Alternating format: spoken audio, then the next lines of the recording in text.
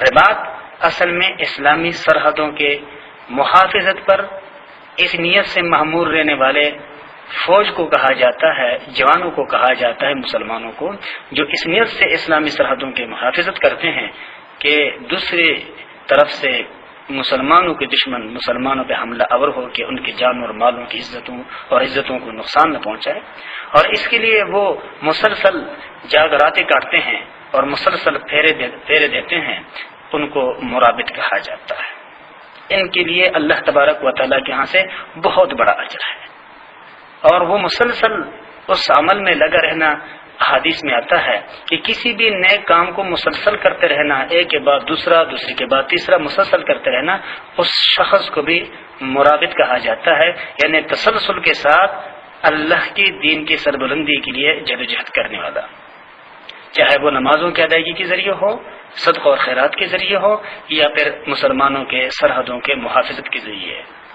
واتقوا اللہ، اور اللہ سے ڈرتے رہو، یعنی زندگی کے کسی موڑ پر بھی اللہ کے حکموں کو نظر انداز نہ کرو، ورنہ کامیابی کی بجائے ناکامی تمہارے مقدر بنے گی۔ لعلکم تفلحون، تاکہ تم مراد کو پہنچ جاؤ۔ اگر مراد کو پہنچ جانا ہے اور مراد کو پہنچنا چاہتے ہو تو سب سے پہلے چیز صبر، اپنے آپ کو اللہ کے حکموں پر پابند رکھنا، اپنے آپ کو اللہ کے نافرمانوں سے بچانے پر پابند رکھنا، اور آپس میں تعلقات کو مستحکم اور مضبوط اور اعتماد والا رکھنا، اور دشمنوں کے حرکات اور سکنات اور ارادوں پر مسلسل نظر رکھنا، اور اللہ تبارک و تعالیٰ کے تقوی اختیار کیے رکھنا۔ یہ مسلمانوں کے اتحاد اور خوشحالی اور دنیا میں بھی اور آخرت میں بھی یہ بنیادی اور اہم کردار ادا کرنے والے اعمال ہے۔ اللہ ہر مسلمان کو اپنے ان اجتماعی اور ان انفرادی ذمہ داریوں کو عملی طور پہ ادا کرنے کی توفیق نصیب فرمائے۔ وآخر دعوانا ان الحمدللہ رب العالمین۔ اللہ کا شکر ہے کہ سورہ آل عمران یہاں اپنے اختتام کو پہنچا۔ اعوذ باللہ من الشیطان الرجیم، بسم اللہ الرحمن الرحیم۔ يا أيها الناس اتقوا ربكم الذي خلقكم من نفس واحدة وخلق منها زوجها وبث منهما رجالا كثيرا ونساء واتقوا الله الذي تساءلون به والأرحام إن الله كان عليكم رقيبا۔ سورہ نساء ہجرت کے بعد نازل ہونے والے سورتوں میں سے ایک ہے۔ اس سورہ مبارکہ میں 177 آیاتیں اور 24 رکوع ہے اور 3045 کلمے ہیں، 16030 حروف ہیں۔ سورہ آل عمران کا اختتام تقوی اختیار کرنے پر اللہ تبارک و تعالی نے فرمایا، ایمان والو اگر کامیابی چاہتے ہو تو تقوی اور صبر کو اپنی زندگی کا حصہ بنا لو۔ اس رکوع کی ابتدا میں اللہ تبارک و تعالی نے ایک مرتبہ پھر لوگوں کو تقوی اختیار کرنے کے تاکید اور تلقین فرمائی ہے۔ گزشتہ سورہ مبارکہ میں بعض غزوات اور مخالفین کے ساتھ برتاؤ کرنے اور غزوات کے سلسلہ میں مال غنیمت حاصل ہونے پر خیانت کی مذمت اور بعض دیگر امور کا ذکر تھا۔ اس سورہ مبارکہ کے شروع میں اپنوں سے میل جول یعنی حقوق العباد سے متعلق احکامات ہے، مثلا یتیموں کے حقوق، رشتہ داروں اور بیویوں کے متعلق حقوق وغیرہ۔ لیکن حقوق کچھ تو ایسے ہیں جو قانونی انضباط میں آ سکتے ہیں اور ان کی ادائیگی بزور قانون کرائی جا سکتی ہے، جیسے عام معاملات، لین دین، اجارہ، مزدوری وغیرہ۔ کہ ان حقوق کی ادائیگی میں اگر دوسرا فریق کچھ کمی کریں، کوتاہی کریں تو اس کا ازالہ ممکن ہے مصالحت وغیرہ کے ذریعے۔ لیکن کچھ حقوق ایسے ہیں کہ جو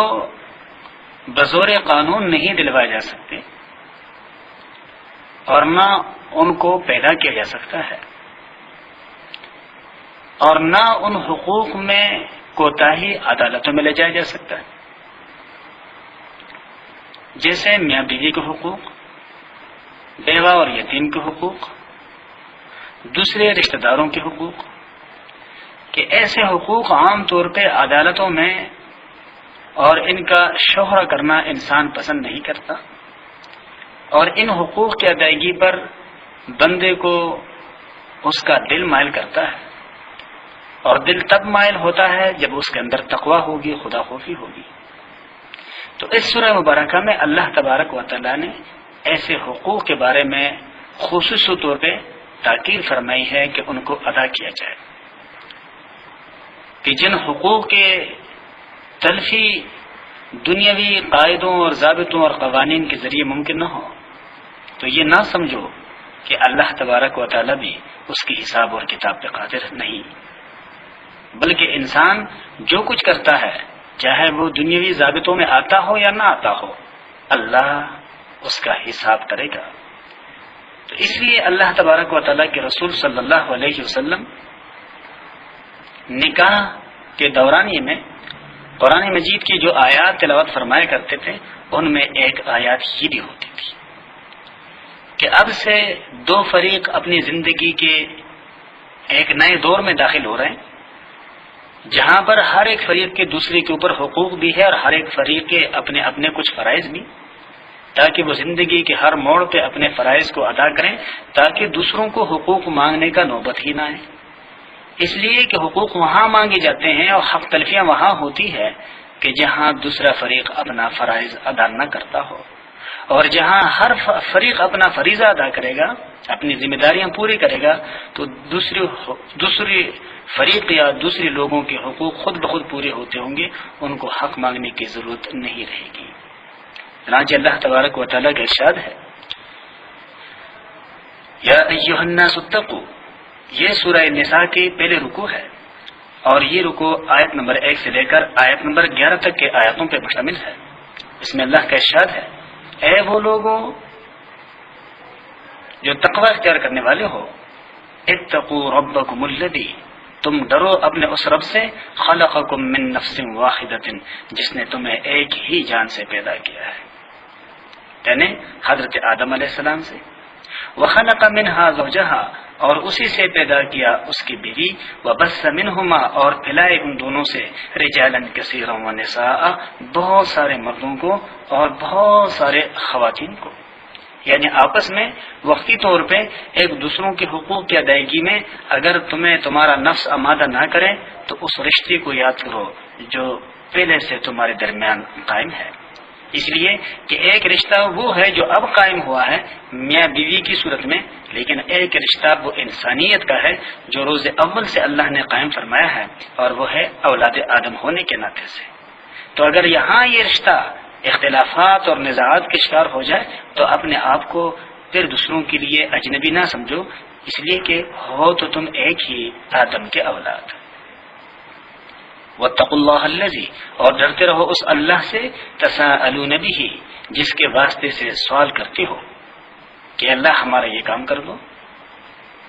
والارحام، اور خبردار رہو قرابت داروں کے حقوق کے ادائیگی کے معاملے میں بھی، یعنی صلہ رحمی کر لیا کرو،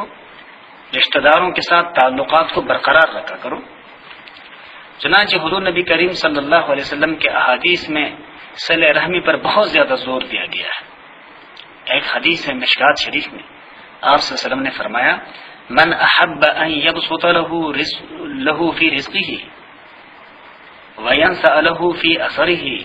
فلیصل رحمہ، یعنی جس کو یہ بات پسند ہو کہ اس کے رزق میں وسعت پیدا ہو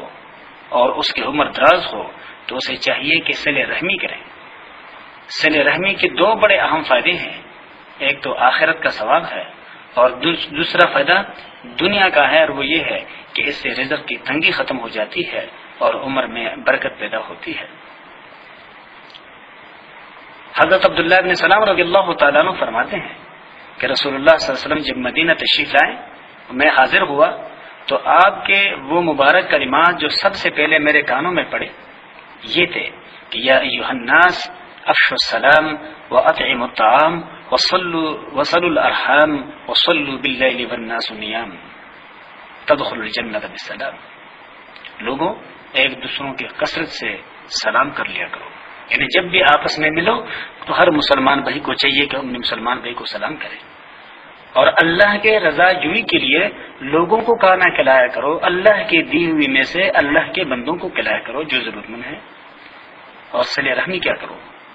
اور ایسے وقت میں نماز کی طرف سبقت کیا کرو جبکہ عام لوگ نیند کے مزے میں ہو. یاد رکھو ان امور پر عمل کر کے تم حفاظت اور سلامتی کے ساتھ بغیر کسی رکاوٹ کے جنت میں پہنچ جاؤ گے. مشکات شریف میں یہ حدیث ہے. جی اللہ تبارک و تعالیٰ کا ارشاد ہے ان اللہ کان علیکم رقیبا، بے شک اللہ تبارک و تعالیٰ تم پر نگہبان ہے، تمہارا نگران ہے. زمانہ جاہلیت میں عام طور پہ لوگ ایک دوسروں کے حقوق کو ادا نہیں کیا کرتے تھے، اور بالخصوص یتیموں کے حقوق، اس لیے کہ یتیم خود بے بس اور لاچار ہوتے تھے. وہ اپنے حقوق کے حصول کی استطاعت نہیں رکھتے تھے اور وہ لوگ یتیموں کا حق دبا لیتے تھے. اس لیے اللہ تبارک و تعالیٰ نے اگلی آیت میں ارشاد فرمایا ہے کہ وآتوا الیتامی، اور دو یتیموں کو اموالہم، ان کا مال، ولا تتبدلوا الخبیث بالطیب، اور ان کا مال بدل نہ لو برے مال کے بدلے میں، کہ اپنا برا مال نہ پسندیدہ مال تو ان کو دے دو اور ان سے اچھا مال خود لے لو، چاہے وہ اچھی زمین کی صورت میں ہو، اچھے مکان کی صورت میں ہو یا اچھے جانوروں کی صورت میں. وَلَا تَأْكُلُوا أَمْوَالَهُمْ إِلَىٰ أَمْوَالِكُمْ، اور نہ کھاؤ ان کے مال اپنے مالوں کے ساتھ. إِنَّهُ كَانَ حُوبًا كَبِيرًا، بے شک یہ بہت بڑی وبال کی بات ہے. وَإِنْ خِفْتُمْ أَلَّا تُقْسِطُوا فِي الْيَتَامَىٰ، اور اگر ڈر ہو تمہیں کہ تم انصاف نہ کر سکو گے یتیم لڑکیوں کے حقوق میں، تو فَانكِحُوا مَا طَابَ لَكُمْ، تو نکاح کر لو جو اور عورتیں تمہیں پسند ہے، مثنا 2 وثلاث اور 3 اور رباع اور 4. یعنی ایک شخص نے اگر زیادہ شادیاں کرنی ہے تو کوئی ضروری نہیں ہے کہ وہ یتیم بچی کے ساتھ ہی نکاح کر دیں، بلکہ اس کو چھوڑ کر وہ اوروں کے ساتھ نکاح کریں. چنانچہ روایت میں آتا ہے حضرت عائشہ رضی اللہ تعالی عنہ اس حدیث کی راویہ ہے اور بخاری شریف میں آتا ہے کہ مدینہ منورہ میں شخص فوت ہوا اور اس نے اپنے پسماندگان میں ایک بچی کو چھوڑا. اس بچی کی جو ورثات ہیں انہوں نے دیکھا کہ یہ بچی مالدار ہے اور اس کا ایک باغ ہے، تو ان ورثاء میں سے ایک نے اس لڑکی کو اپنا شریک حیات بنا لیا، اور شادی کرنے کے بعد اس کے حقوق کی ادائیگی میں ان لوگوں نے کوتاہیاں کی، یہاں تک کہ مہر وغیرہ بھی ان لوگوں نے نہیں دیا، جس پر اللہ تبارک و تعالیٰ نے یہ آیات نازل فرمائی. تاریخ روایت میں آتا ہے کہ زمانے جاہلیت میں ہوتا یہ تھا کہ اگر کسی کا کوئی عزیز فوت ہو جاتا اور ان کے پسماندگان میں کوئی بچی رہ جاتی تو وہ دیکھتے کہ اگر وہ بچی خوبصورت ہے تو پھر اس کو اپنے ہاں لیے رکھ لیتے تھے، یا اگر وہ بچی مالدار ہے تو پھر اس کی شادی وہ باہر نہیں کرنے دیتے بلکہ یا تو خود ان کے ساتھ شادی کر لیتے تھے یا اپنے کسی نکم میں رشتہ دار کے رشتہ ازدواج کے ساتھ ان کو منسلک کر لیتے تھے، اس نیت سے کہ یہ اگر باہر گئی تو یہ جائیداد باہر لے جائے گی، پیسہ باہر لے جائے گی، اور پھر ان کو اپنے نکاح میں رکھ کر وہ ان کے حقوق ادا نہیں کیا کرتے تھے. اور ظاہر بات ہے کہ خود سے تو وہ کمزور ہوتے تھے، وہ اپنے حقوق کے حصول کے لیے کسی دوسرے کے ہاں کوئی اپیل بھی نہیں کر سکتے تھے، اس لیے کہ یہ ان کے گھر کا معاملہ ہوتا تھا. تو اللہ تبارک و تعالیٰ نے فرمایا کہ جہاں تمہیں یہ خوف ہو جائے کہ تم یتیم کے حقوق ادا نہیں کر پاؤ گے تو پھر ان کے سوا جو اور عورتیں ہیں جو بھی تمہیں پسند ہو 1 سے لے کر 4 تک بیک وقت تم ان کو اپنے نکاح میں رکھ سکتے ہو. فَإِنْ خِفْتُمْ، پھر اگر تمہیں ڈر ہو کہ 1 سے زیادہ اگر شادیاں کریں، اللہ تعدلوا، یہ کہ پھر ان میں انصاف نہ کر سکو گے، تو فواحدۃ، تو پھر ایک ہی سے نکاح کر لو. زمانہ جاہلیت میں لوگ ایک وقت میں کئی سو خواتین کے ساتھ نکاح کیا کرتے تھے، اور ظاہر بات ہے کہ ایک شخص کے لیے ایک وقت میں اتنی بڑی تعداد میں خواتین کے حقوق کی ادائیگی ممکن نہیں ہوتے تھے، اور یہ چیز وہ لوگ اپنے لیے باعث فخر سمجھ لیتے ہیں کہ بھی کسی کی 300 بیویاں ہیں، کسی کی 500 بیویاں ہیں، کسی کی 1000 بیویاں ہیں. اور معاشرے میں یہ طرز عمل ناپسند نہیں کیا جاتا تھا بلکہ باعث فخر سمجھا جاتا تھا. اللہ تبارک و تعالیٰ نے خواتین کے حقوق اور ان پر ہونے والے مظالم کے انسداد کے لیے یہ آیات نازل فرمائی کہ اگر ایک سے بڑھ کر تم نے شادی کرنی ہے تو زیادہ سے زیادہ 4 کر سکتے ہو، لیکن وہ بھی اس صورت میں کہ تم ان میں سے ہر ایک کے برابر حقوق ادا کرو. اور اگر کسی ایک کے حق کی ادائیگی میں کوتاہی کا ڈر ہے تو پھر ایک ہی شادی کر لیا کرو.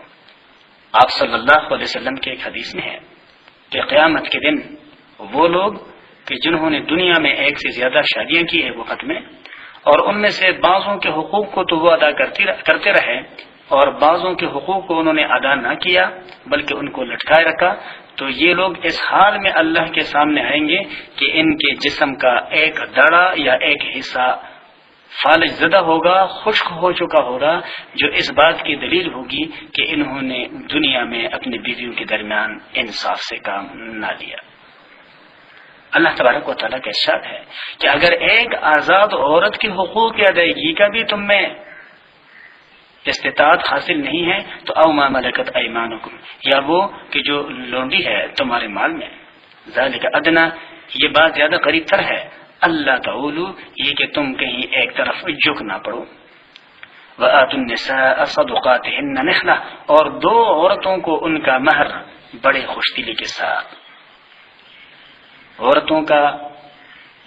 جو حقوق ہے ان حقوق میں سے ایک حق جو ہے ان کا مہر ہے. مہر نکاح کے بنیادی شرائط میں سے ایک ہے جی. 3 شرائط ہے نکاح کے صحیح ہونے کے لیے. ان 3 شرائط کے بغیر نکاح صحیح نہیں ہوتا. ایک یہ کہ میاں بیوی دونوں آپس میں ایجاب اور قبول کر لیں، یعنی ایک یہ کہیں کہ میں نے اپنے نفس کو ان کے حوالے کر دیا، دوسرا یہ کہیں کہ میں نے ان کو اپنی عقد نکاح میں قبول کر لیا، اور یہ شعوری طور پہ ہو جبکہ یہ دونوں عاقل اور بالغ ہو اور موجود ہو. اگر دونوں عاقل اور بالغ نہیں یا اس مجلس میں موجود نہیں تو وہ کسی کو اپنا وکیل بنا لے اور ان کو اس ایجاب اور قبول کی اجازت دے دے. اگر وہ ایجاب اور قبول نہیں کریں گے تو نکاح نہیں ہوگا، چاہے بالواسطہ ہو یا بلا واسطہ. دوسری شرط یہ ہے کہ اس ایجاب اور قبول پر گواہ قائم کریں، کم از کم 2 مرد اس مجلس میں عاقل اور بالغ اس مجلس میں ہونے یہ ضروری ہے. اگر بغیر گواہوں کے کہیں ایک مرد اور عورت آپس میں ایجاب اور قبول کر لیں کہ مرد کہے عورت کہے میں نے تجھ سے نکاح کرتی ہوں یا کر لیا ہے، مرد کہے جی مجھے قبول ہے، اس طرح سے نکاح نہیں ہوگا. بلکہ نکاح کے لیے مجلس کا ہونا ضروری ہے، وہاں پر لوگوں کی موجودگی ضروری ہے. اور تیسری شرط یہ ہے کہ اس نکاح کے دورانیے میں مرد عورت کے لیے کچھ حقوق مقرر کریں، اور ان حقوق میں سر فہرست جو ہے وہ مہر ہے. مہر کتنا ہونا چاہیے اس کے لیے شریعت نے کوئی حد مقرر نہیں کی، بلکہ یہ شوہر کے حیثیت کے مطابق ہے کہ وہ جتنا ادا کر سکیں اتنا ہی رکھنا چاہیے. عام طور پہ ہمارے معاشرے میں جو بعض لوگ اپنے بڑے پن کے اظہار کے لیے اپنے بچوں کا نکاح کے دوران زیادہ مہر رکھ لیتے ہیں اور پھر کہتے ہیں کہ جی کس نے مہر دی ہے، یہ بے انصافی ہے. مہر کی ادائیگی یہ لازم ہے، مہر کا وصول یہ خاتون کا حق ہے، اور اگر وہ چاہے تو اپنے شوہر کو قریب نہ آنے دیں جب تک کہ وہ اس کے مہر کو وصول نہ کریں. اس لیے مہر اتنا رکھنا چاہیے کہ جتنا شوہر ادا کر سکیں، اور یہ اس بیوی کا حق ہے. ایک دوسری بے انصافی جو ہمارے بعض معاشروں میں پائی جاتی ہے، اور وہ یہ کہ اس مہر کو لوگوں کے سامنے اپنے بڑے پن کے اظہار کے لیے مقرر تو کیا جاتا ہے زیادہ سے زیادہ، لیکن تنہائی میں اسے خواتین سے معاف کروا دیا جاتا ہے زبردستی. تو یاد رکھیے زبردستی کسی کا حق اس سے چھین کر وہ اس کے لیے جائز نہیں ہو سکتا. دوسری بات یہ بھی ہے کہ بعض لوگ کہتے ہیں جی کہ ہم نے مہر فاطمی رکھنی ہے، 32 روپے 4 آنے رکھنے ہیں، تو مہر کوئی مقرر نہیں ہے. حضرت خدیجہ الکبریٰ رضی اللہ تعالی عنہا کا جو مہر تھا وہ روایت میں آتا ہے کہ کئی اونٹ تھے، اور مختلف ازواج مطہرات کے جو مہر تھے وہ مختلف تھے. مہر کا کوئی حد مقرر نہیں ہے، بلکہ یہ شوہر کے بساط پہ ہیں کہ اتنا رکھا جائے کہ جتنا وہ دے سکیں. تو اللہ کا ارشاد ہے کہ وآتوا النساء، اور دو عورتوں کو صدقاتہن، ان کا مہر، نہلتاً خوشی سے. فإن طبن لكم عن شيء منه، پھر اگر وہ اس میں سے کچھ چھوڑ دے تم کو خوشی سے، نفساً اپنی طرف سے، فکلوہ ہنیئا مریئا، پھر اس کو کھاؤ خوش دلی اور خوشی کے ساتھ، راحت کے ساتھ. اگر وہ خود چھوڑ دیں، واپس نہ لیں اور واپس کر دیں تو پھر وہ تمہارے لیے جائز ہے. وَلَا تُؤْتُوا السُّفَهَاءَ أَمْوَالَكُمُ الَّتِي، اور مت پکڑو بے عقلوں کو ان کا وہ مال، جعل اللہ لکم قیاما، جن کو بنایا ہے اللہ نے تمہارے گزران کا سبب، کہ جن یتیموں کے تم نگران بنا دے گئے ہو تو ان کا جو مال ہے وہ ان نادان یتیموں کے حوالے نہ کرو، اس لیے کہ اس کو ضائع کریں گے، بلکہ اللہ تبارک و تعالیٰ کا ارشاد ہے وَارْزُقُوهُمْ فِيهَا، اور اس مال میں سے ان کو کھلاؤ، وَاكْسُوهُمْ، اور اس میں سے ان کو پناؤ، وَقُولُوا لَهُمْ قَوْلًا مَعْرُوفًا، اور ان سے معقول بات کر لیا کرو، یعنی ان کو ڈانٹو نہ، ان پر زیادتی نہ کرو، ان کو تکلیف میں نہ ڈالو. وَابْتَلُوا الْيَتَامَى، اور تربیت کرتے رہو یتیموں کی، حتیٰ یہاں تک اذا بلغوا النکاح، جب وہ نکاح کی عمر کو پہنچ جائے، فإن آنستم منهم رشدا، پھر اگر تم دیکھو ان میں ہوشیاری تو اب فادفعوا الیہم اموالہم، ان کا مال ان کے حوالے کرو. ولا تأکلوها اسرافا، اور تم نہ کھاؤ ان کے مالوں کو ضرورت سے زیادہ، وبدارا، اور بغیر کسی حاجت کے، ان یکبروا، اس خوف سے کہ کہیں ببڑے نہ ہو جائیں. یہ بھی ایک بیماری بعض معاشروں میں پائی جاتی تھی